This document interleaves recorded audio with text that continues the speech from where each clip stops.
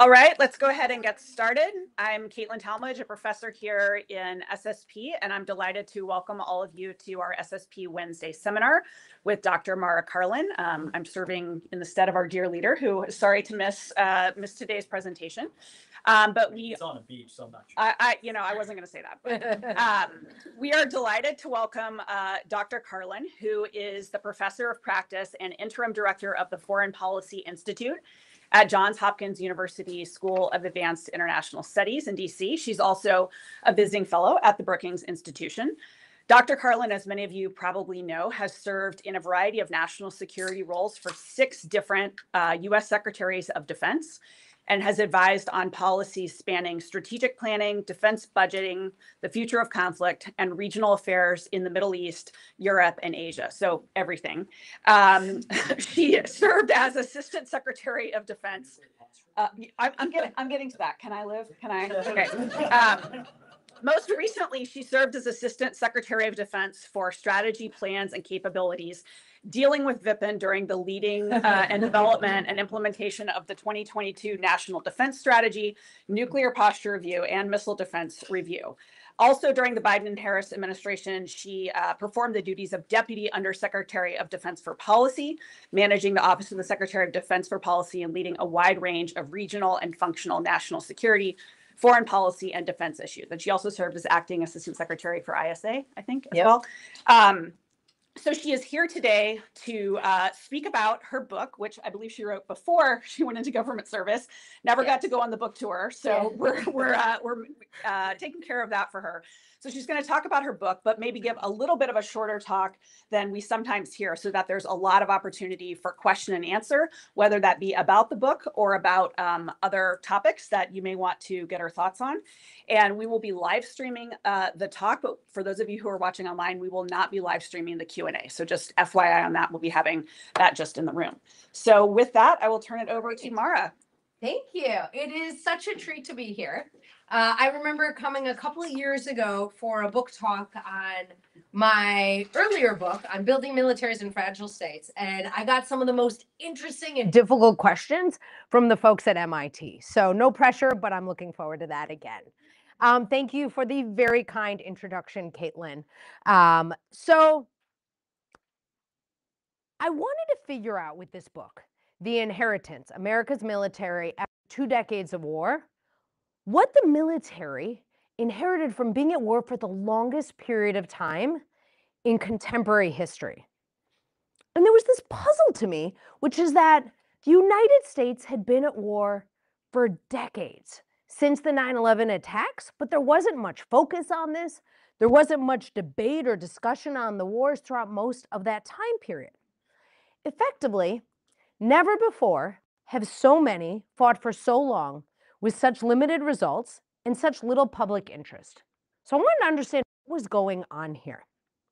That's what this book tries to explore. It tries to understand the wars that started for America starting September 11th, 2001.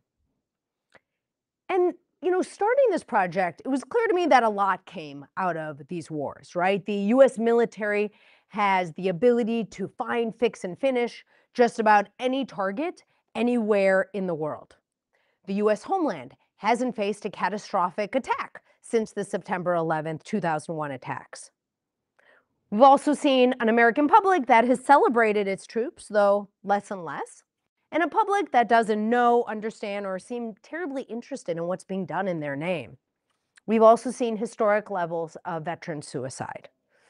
So how to begin exploring the legacies of this war? What I started off doing in 2017 was a couple of years of really wanted to tell the story of the inheritance from the U.S. military thought came out of these wars. So I did about 100 or so interviews with senior general and flag officers or folks who had just retired from senior levels in the U.S. military. I wanted to hear the reviews.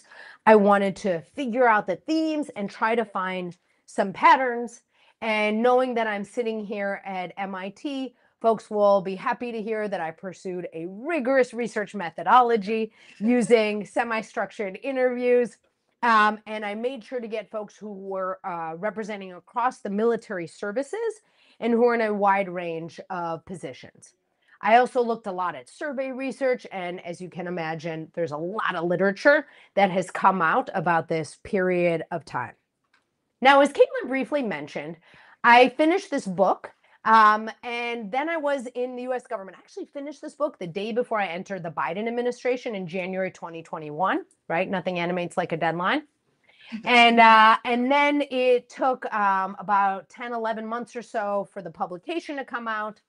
And I was in the government, so I wasn't obviously able to speak about it in any ways.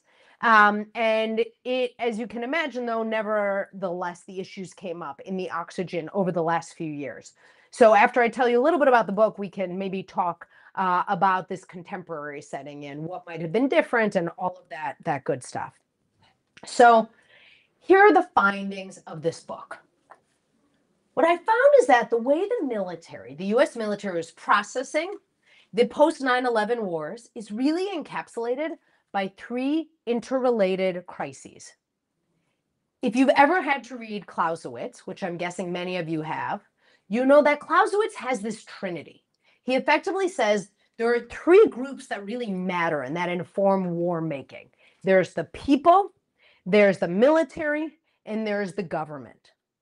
And as of when I finished this book in 2021, I argue that there's a crisis happening with the military's relationship with each of these cohorts, including itself. I refer to these as the crisis of confidence, which represents the military's views on itself, the crisis of caring, which represents how the military sees its relationship to the American public, and the crisis of meaningful civilian control, which looks at those elite civilian decision makers that work with the military. So I'm going to briefly walk through each of those for you. So the very first is that crisis of confidence, which is how the senior military leadership was seeing itself. You know, this is really about why a military fights and what victory looks like, what a military does. And I found major uncertainty there. I would hear quotes from interviews like, "Everywhere I go, I hear we don't win anymore. After 12 years of nonstop deployments, I'd like to be a part of a war we won." Now, to be sure, civilians should define victory and the military should translate that. But effectively, what I found is that the folks in uniform, the senior folks in uniform, had to figure out what victory was, right? And some said, hey, maybe this is victory, that there hasn't been a massive attack again. Or maybe the mission was impossible, right? If you look at militaries that have fought terrorists or insurgents for decades, these are usually pretty inconclusive and unsatisfying fights. Others would say, nah, the wars were winnable, but the leadership, poor leadership, civilian or military, or the wrong strategy or the insufficient resources, this is why we have this crisis of confidence.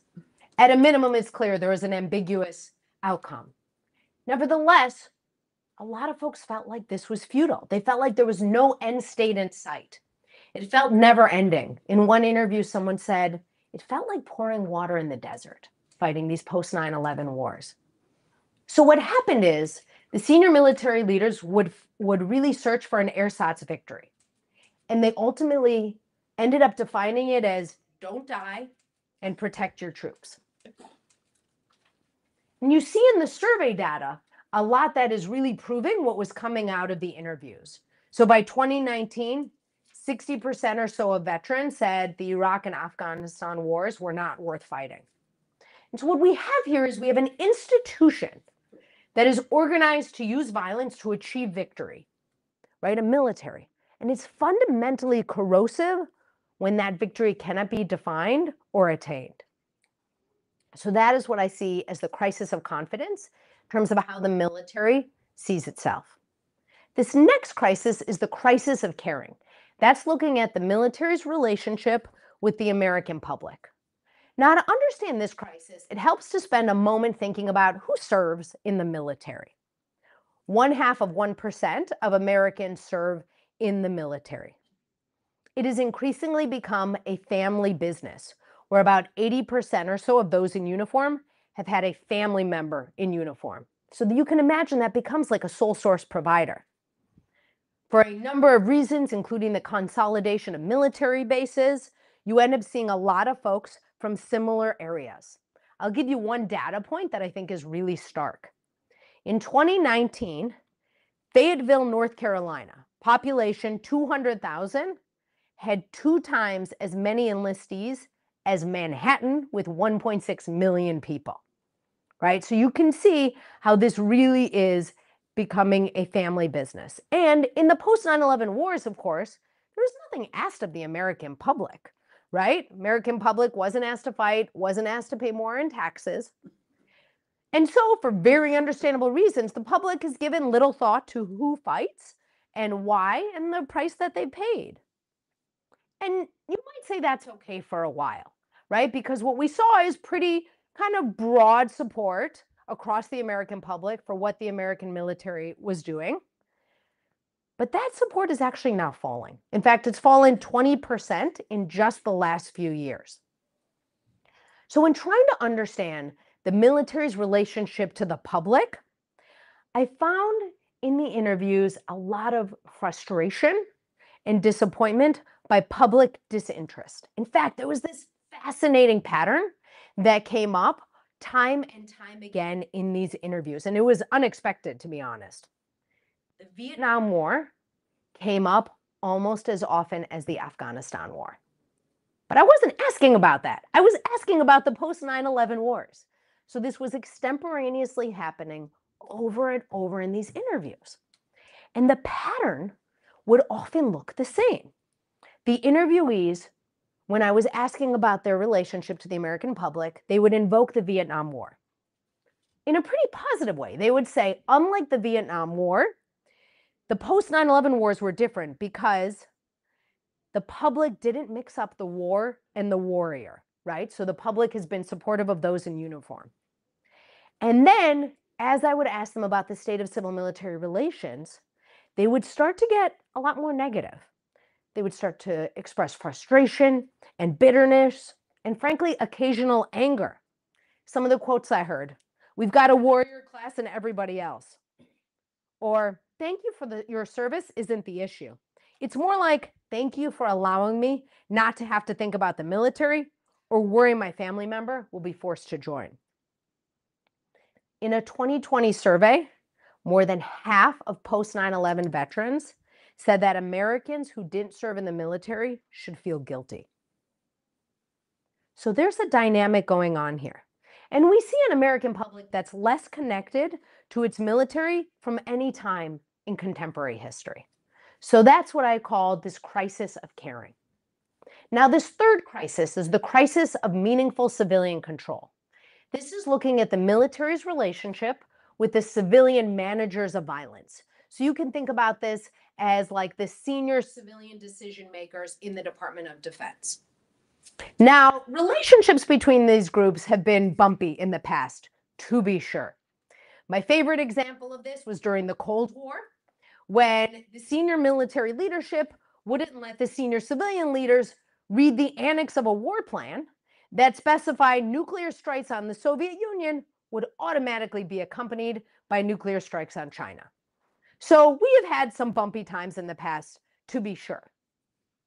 However, what I saw in this research is that the relationship between the senior military leaders and the senior civilians was getting worrisome throughout the post 9/11 wars.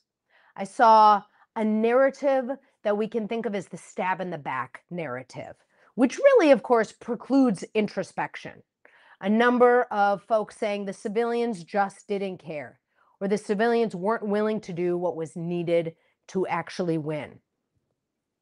You know, a 2020 survey found 70% of post 9/11 veterans saying civilians who haven't been to war shouldn't question those who have. That's actually not a great development given our system of civilian control. I also saw in this research the resurgence of the Powell Doctrine, which is very much saying there's us and there's them, separating the senior military leaders from the senior civilians. and really subscribing to ideas that can be summed up as just let us do what we want, if you will, which really ignores the iterative nature of war making. In fact, a big congressional commission that I had worked on came out and said just a few years ago, civilian voices are being muted. That's really unhealthy. Two other points that I would highlight in this crisis of meaningful civilian control. This term became very popular, known as best military advice. This didn't really exist before 2014 or so.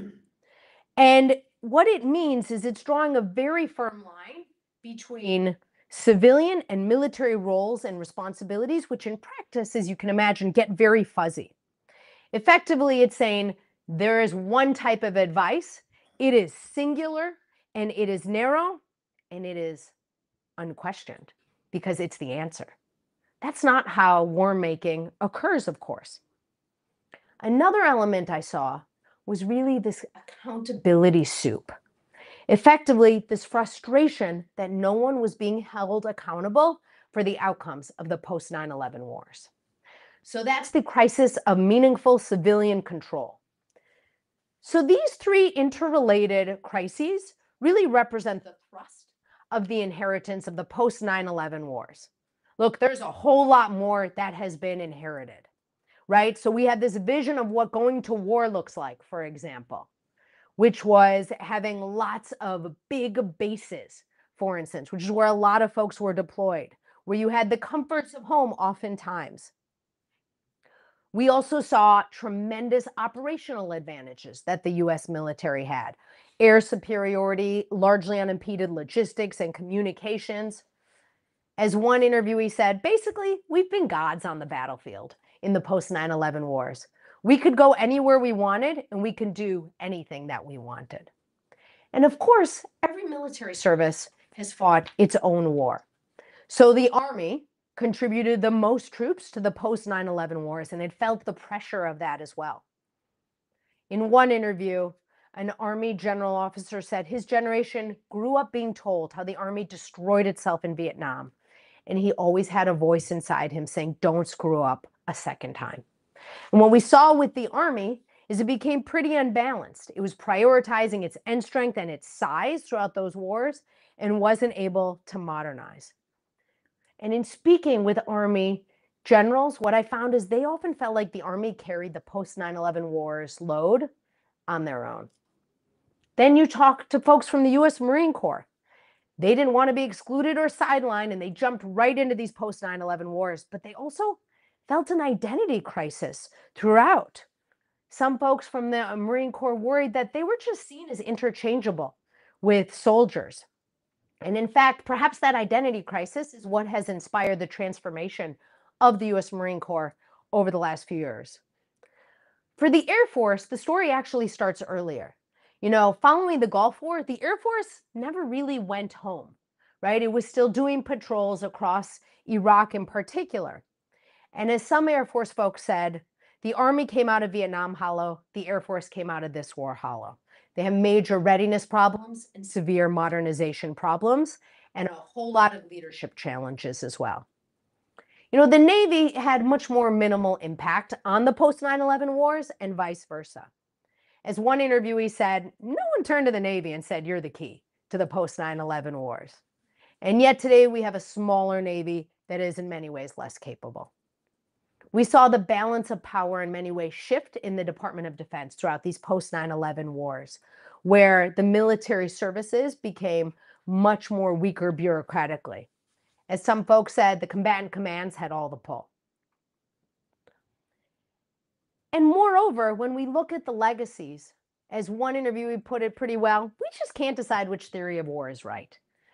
As the US military was going through these decades of the post 9/11 wars, it was turning to different theories and it couldn't figure out which was the one that worked, right? So there were these moments where folks became really focused on technology as solving things. There were others where folks said, no, no, no, we need to actually look back at counterinsurgency theory. Interestingly, there was a real push to looking at how the Brits and the French engaged in counterinsurgency and almost zero effort looking at how the US military had engaged in counterinsurgency previously.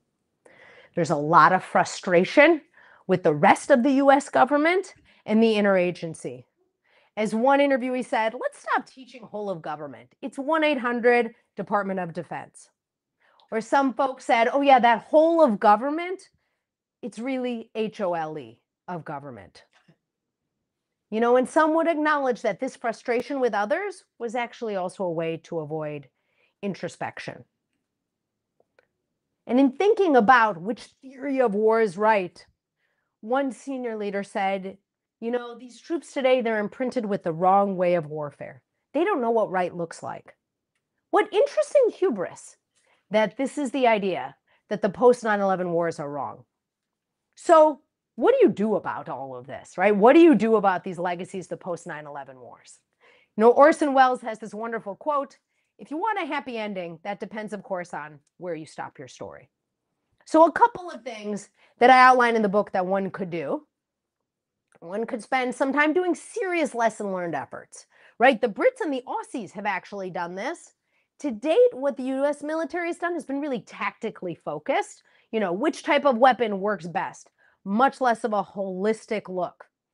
It's funny, the US military really likes learning from others' wars, right? So the US Army studied the 1973 Arab-Israeli War and in many ways transformed itself based on that. Spent a whole lot less time studying the Vietnam War, which it had engaged in. So one idea is to spend more time studying this experience, doing serious lessons learned.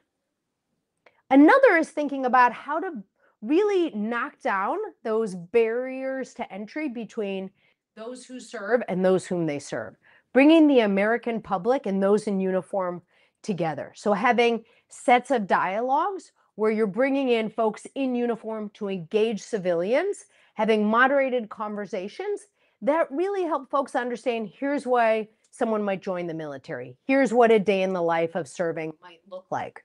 Because unfortunately, a lot of surveys have shown that most folks in America don't really know how to engage folks in uniform. They don't know how to start that conversation. So let's try to bring those together. And then, of course, ideally, one would think about how you could recalibrate civil military norms, which are incredibly fragile. And what I saw in the last few years in the Biden administration was actually a way to bring those norms back into balance, where there was transparency and collaboration, and a lot of folks with serious expertise willing to work together on some of the hardest issues. We are today in a bit of an anomalous time in terms of civil military relations among those civilian managers of violence and the senior folks in uniform. And perhaps we can talk more about that in Q&A. I would say what's interesting about this anomalous time we're in is that usually the literature focuses on the relationship between those two communities, or it focuses on the military. There's really not enough literature that looks at those civilians. And frankly, recent events show that that's an area that one should spend a lot of time researching. So let me wrap up with this. What I would ask you to do is to ask yourself a couple of questions. How do you assess the balance sheet of the post 9/11 wars? What do you believe the military is willing to fight for? And how have your views been reshaped about what it means to win and to lose? Thank you very much, and I look forward to your questions.